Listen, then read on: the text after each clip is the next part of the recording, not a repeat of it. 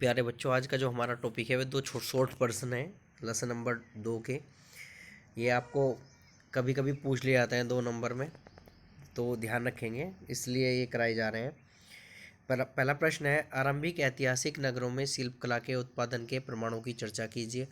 हमें ये बताना है कि आरंभिक जो ऐतिहासिक नगर थे उनमें शिल्पकला के उत्पादन के प्रमाणों की चर्चा करनी है, और ये बताना है कि हड़प्पा से कितने भिन्न थे।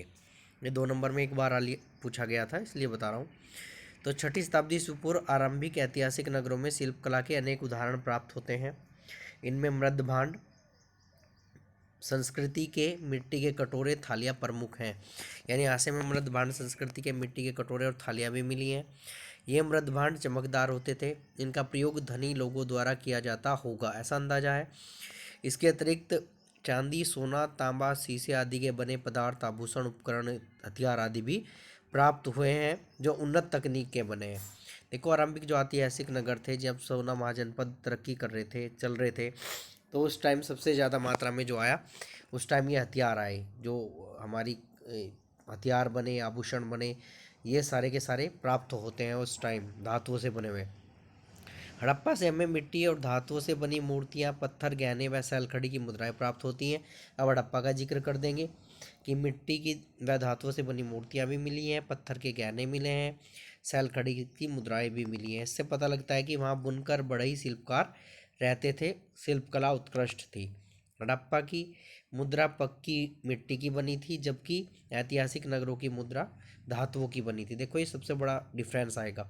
हड़प्पा की जो मुद्रा थी वो पक्की मिट्टियों की बनी थी, जबकि ऐतिहासिक नगरों की जो मुद्राएं हैं वो धातुओं की बनी हुई हैं। हालांकि हड़प्पा से भी कुछ धातुओं की बनी हुई मिली हैं, लेकिन नाम मात्र की हैं वो। हड़प्पा से मात्र देवी व पशुओं की मूर्तियाँ प्राप्त होती हैं, जबकि ऐतिहासिक नगरों से ना तो मात्र देवी की मूर्ति मिली है और ना इनकी मूर्तियाँ मिली हैं मात्र पशुओं की। तो ऐसा नहीं है। जबकि ऐतिहासिक नगरों में व्यापारियों ने अपने संघ बनाए थे जिन्हें श्रेणी कहा जाता था, जबकि हड़प्पा में ऐसा नहीं था। देखो, श्रेणी के बारे में हमने पहले भी पढ़ा है और आगे भी पढ़ेंगे। व्यापारियों के कुछ संघ थे जिन्हें श्रेणी कहा जाता था, इसके नंबर में ये कंपटीशन में पूछ लिया जाता है।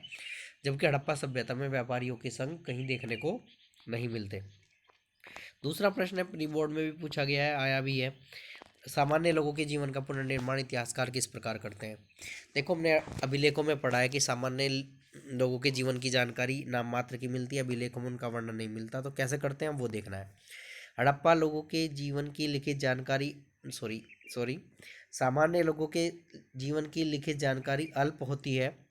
इतिहासकार इसकी जानकारी के लिए समाज शास्त्र, देखो सबसे बड़ी बात जो है समाज शास्त्र की जानकारी लेंगे, इसकी समाज कैसा था, तब पता लगेगा सामान्य लोग कैसे जीवन जीते होंगे। देखो, समाज की एक बड़ी कहानी है। जिन समाज में, मैंने पहले भी बताया, बहुत बार कह दिया है, जिस समाज में निम्न वर्ग के साथ और औरतों के साथ, महिलाओं के साथ अच्छा व्यवहार होता है, वो समाज उच्च श्रेणी का समाज माना जाता है। तो इससे सामान्य लोगों के जीवन की जानकारी प्राप्त हो जाती है। राजनीति शास्त्र का इस्तेमाल करते हैं, अर्थशास्त्र के सिद्धांत का सहारा लेते हैं।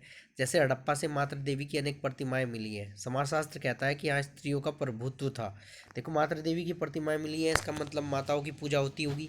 तो ये अंदाजा लगा दिया गया समाजशास्त्र के अकॉर्डिंग कि यहाँ स्त्रियों का प्रभुत्व था। गंगा घाटी में खेती के उपकरण मिले हैं, जिससे पता चलता है कि सामान्य लोग कृषि करते थे। देखो, खेती के उपकरण मिले तो कृषि करते होंगे।